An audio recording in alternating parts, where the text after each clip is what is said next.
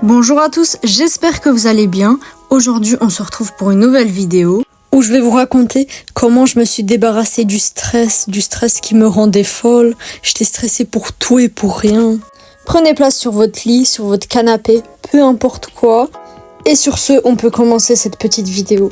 Du coup, moi de base, je suis vraiment une personne nerveuse. Mais ça fait vraiment partie de moi. Donc ça, c'est pas quelque chose de grave. Mais sinon...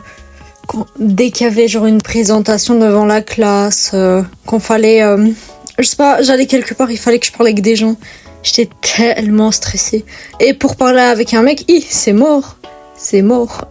J'étais vraiment stressée par tout et par rien. Genre, je vais vous donner des exemples.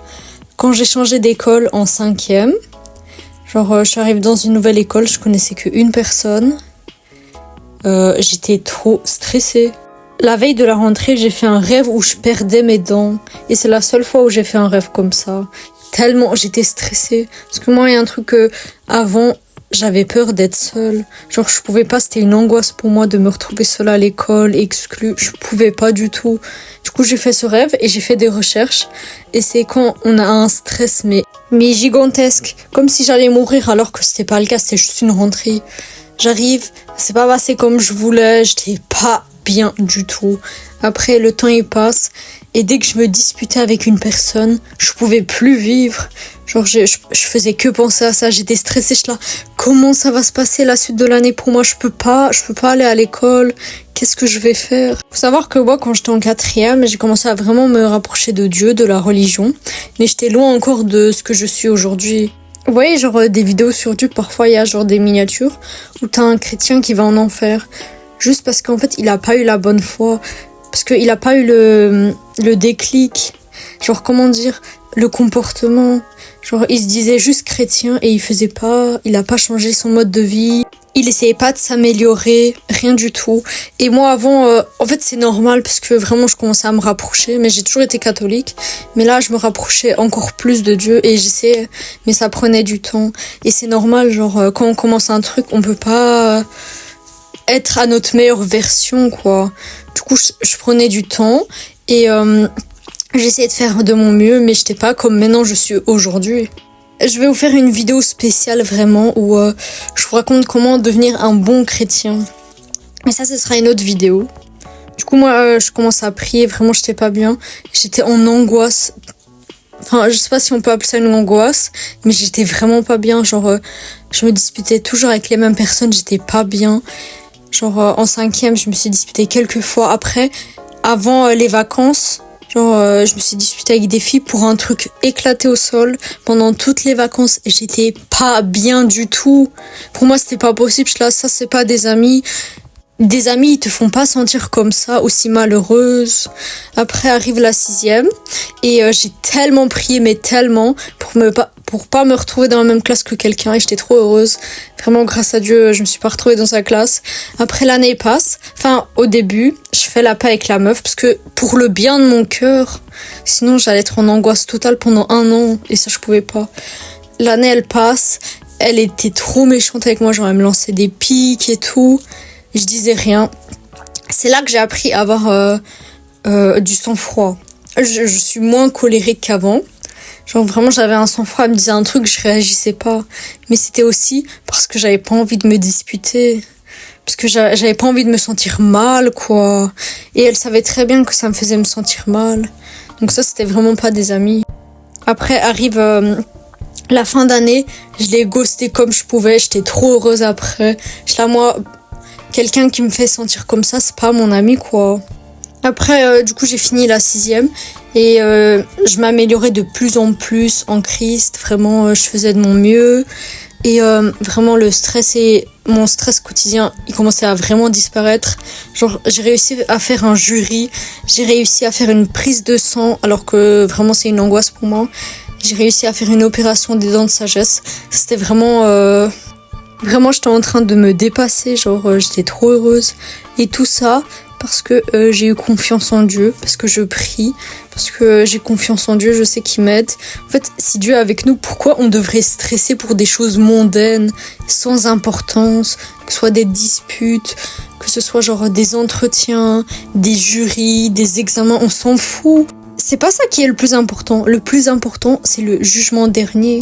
Quand Dieu il va décider où on va aller. Quand ceux qui ont fait du mal auront ce qu'ils méritent. Du coup, nous, on doit faire tout pour bien se comporter, pour du coup bien finir, être auprès de Dieu. Du coup, maintenant, c'est hors de question que vous stressiez pour des trucs bidons. Je vous ai dit, si moi j'ai fait une prise de sang, si moi j'ai fait mon opération des dents de sagesse, vous pouvez tout faire. Rien n'est impossible à celui qui a Dieu avec lui. Si Dieu est avec nous, qui est contre nous?